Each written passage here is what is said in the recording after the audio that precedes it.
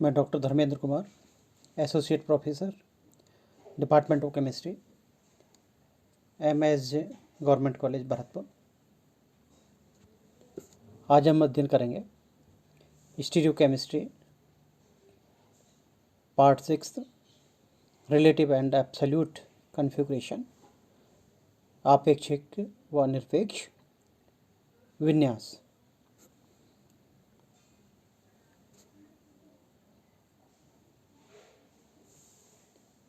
किसी अणु में विभिन्न परमाणुओं की आकाशीय व्यवस्था यानी कि स्पेटियल अरेंजमेंट ऑफ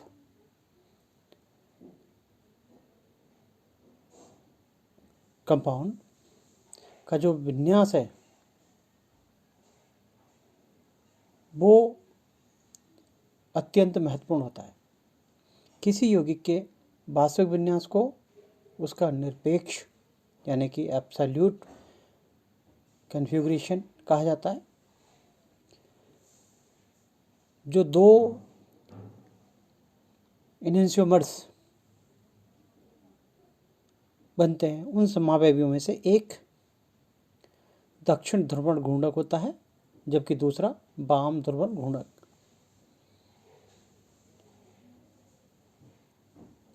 इनकी ध्रुवणता को हम प्रयोग द्वारा ज्ञात कर सकते हैं। समूह की प्रकृति व संख्या के आधार पर इनके एनेंशियोमर्स की संरचना भी लिख सकते हैं, किंतु किस रूप का वास्तविक विन्यास कैसा होगा इसे ज्ञात करने के लिए कुछ समय पहले तक कोई विधि नहीं थी। अतः किसी एक संरचना को मानक मानकर अन्य विन्यास ज्ञात किए गए। इस प्रकार ज्ञात विन्यास को यौगिक का आपेक्षिक विन्यास कहा गया। और इसके लिए जो एक सीक्वेंस नियम आया था वो कोहन इंगोल्ड और प्रिलॉक द्वारा दिया गया था, उसके आधार पर इनका किया गया। रिलेटिव कन्फिगरेशन पहले हम बात करते हैं। The relative configuration is the experimentally determined relationship between two enantiomers even though we may not know the absolute configuration. The sign of rotation of plane polarized light by an enantiomer is not easily related to its configuration.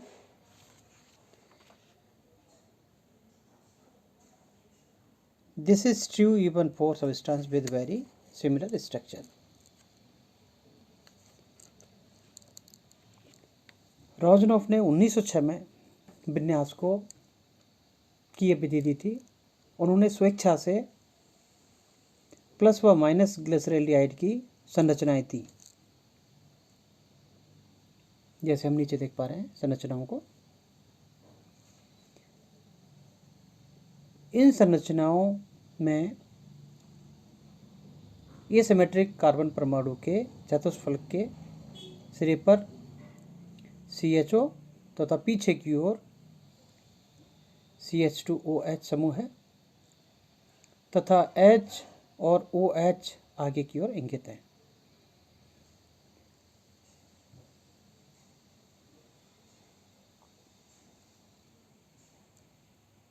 और इन संरचनाओं का जो नामकरण दिया गया वो क्रमशः D व L दिया गया। D विन्यास में OH दाईं ओर व H बाईं ओर है, जबकि L विन्यास में OH बाईं ओर तथा H दाईं ओर स्थित है। हमें यह ध्यान रखना है कि यहाँ जो हम D व L का यूज कर रहे हैं ये कैपिटल D व कैपिटल L का हम प्रयोग कर रहे हैं। चूँकि ऐसा त्रिविमीय चित्र कागज पर बनाना संभव नहीं है, अतः सुविधा के लिए इन्हें समतल पर प्लेन डायग्राम फॉर्मूला द्वारा प्रदर्शित करते हैं। अन्य असममित यौगिकों का विन्यास कैपिटल डी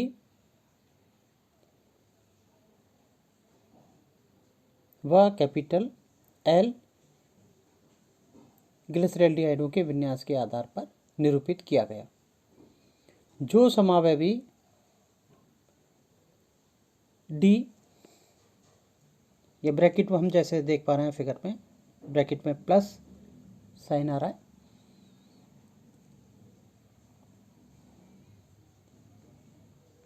यह है एक, यहाँ जो प्लस साइन और माइनस साइन की हम बात करेंगे, इसका अभिप्राय दूसरे रूप में होगा। इसका यहाँ कैपिटल डी और कैपिटल एल से कोई मतलब नहीं है, यानी कि जो समावयवी डी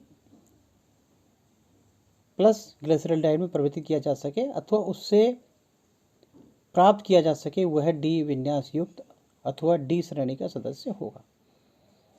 उनका ध्रुवण घूर्णक किसी भी दिशा में हो सकता है। जैसे कैपिटल डी प्लस ग्लिसरैल्डिहाइड से हम लैक्टिक एसिड प्राप्त कर सकते हैं, वो अन्य विधि है। लेकिन ध्यान हमें यही रखना है कि इसमें the first system for doing this were developed by Fischer and Rosanoff around 19, जैसा हम अभी बात किए। Fischer first developed a method for drawing carbohydrate in 2 dimensions and a convention with respect to orientation so as to indicate their 3-dimension structure, so called Fisher projection। जैसे यहाँ जो ग्लिसरैल्डिहाइड की संरचना दे रखी है, यहाँ जो ब्लू साइन के द्वारा सर्किल बना रखा है, वो हमें बता रहा है कि किस तरह, अगर यहाँ डी किधर की तरफ होगा, अगर वो है समूह जब राइट हैंड की तरफ है तो इस तरह डी, और जब लेफ्ट हैंड की तरफ है तो L.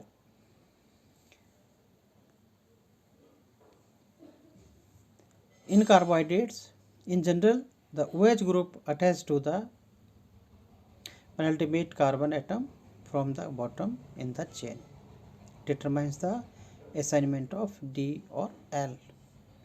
Thus, plus glucose has the D configuration and plus ribose has the L configuration।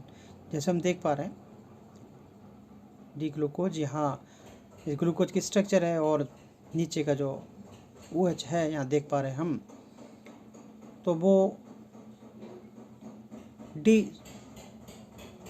के द्वारा इंडिकेट किए जा रहे हैं, साइन के द्वारा, और यहाँ जो राइबोस का OH है नीचे वाला, इसके एल के आधार पर इसको इंडिकेट किए जा रहे हैं।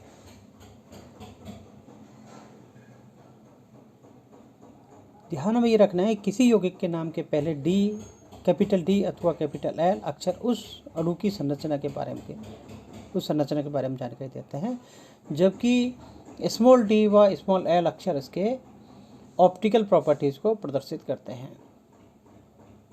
किसी अणु के असममित कार्बन परमाणु को ग्लिसरैल्डिहाइड के अंदाज में लिखने पर यदि उसका OH अथवा अन्य क्रियात्मक समूह दाईं तरफ लिखा गया हो तो उसको डी विन्यास कहेंगे, और यदि विपरीत OH दूसरे बाएं हाथ की तरफ है तो एल विन्यास कहेंगे। या हम यूँ कह सकते हैं कि डी तथा एल, कैपिटल डी व कैपिटल एल अणुओं के विन्यास को प्रदर्शित करते हैं।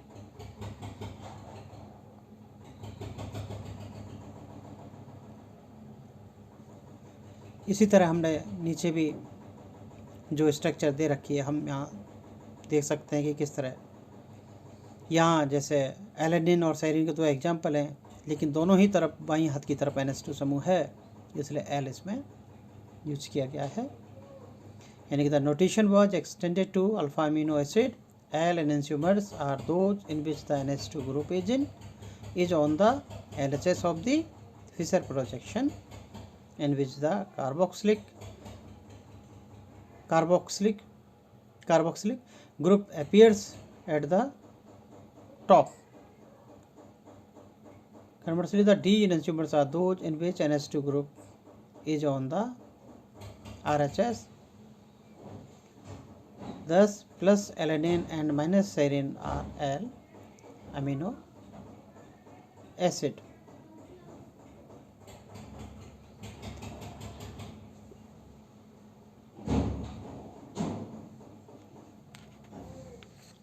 एब्सोल्यूट कन्फिग्रेशन, जैसा कि हम पूर्व में अभी बात कर चुके हैं, यानी किसी अणु के वास्तविक विन्यास को निरपेक्ष विन्यास कहते हैं। आपेक्षिक विन्यास विधि द्वारा उन यौगिकों का विन्यास तो निर्धारित किया जा सकता है जो ग्लिसरैल्डिहाइड से संबंधित है, किंतु अन्य यौगिकों का किस प्रकार हो, इस बारे में समस्या रहती है। बेजोइट ने 1951 में एक विशिष्ट प्रकार की एक्स किरणों की सहायता से प्लस सोडियम रूबिडियम टार्ट्रेट का निरपेक्ष विन्यास द्वारा ज्ञात किया था। इस विधि द्वारा देखा गया कि प्लस ग्लिसरैल्डिहाइड का कैपिटल डी विन्यास, जो पहले मनमाने ढंग से मान लिया गया था, सौभाग्यवश सही था। अतः यह उसका निरपेक्ष विन्यास हो गया और जिनके विन्यास का निर्धारण कैपिटल डी प्लस ग्लिसरैल्डिहाइड के आधार पर किया गया था, उन सब अणुओं के आपेक्षिक विन्यास भी अब निरपेक्ष विन्यास हो गए। अतः टार्ट्रिक अम्ल अथवा ग्लिसरैल्डिहाइड के अणुओं के विन्यास से तुलना करके जिन भी अणुओं के विन्यास निर्धारित किए जा सके वे उनके निरपेक्ष विन्यास ही होंगे। अतः कैपिटल डी व कैपिटल एल नामकरण निरपेक्ष विन्यास को ही प्रदर्शित करते हैं। The absolute configuration at a chiral center in a molecule is a time independent and unambiguous symbolic description of the spatial arrangement of ligands or groups bonded to the chiral center. The chiral center in 1 and 2 bears the same ligand A, B, D and E.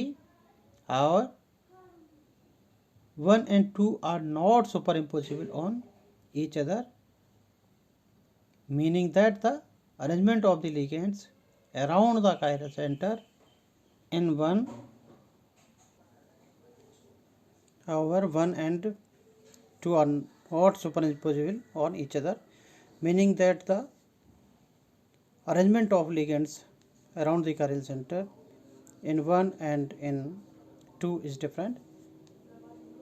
1 and 2 are mirror image of each other, meaning that the arrangement of the ligand around the chiral center in 1 is the exact opposite of the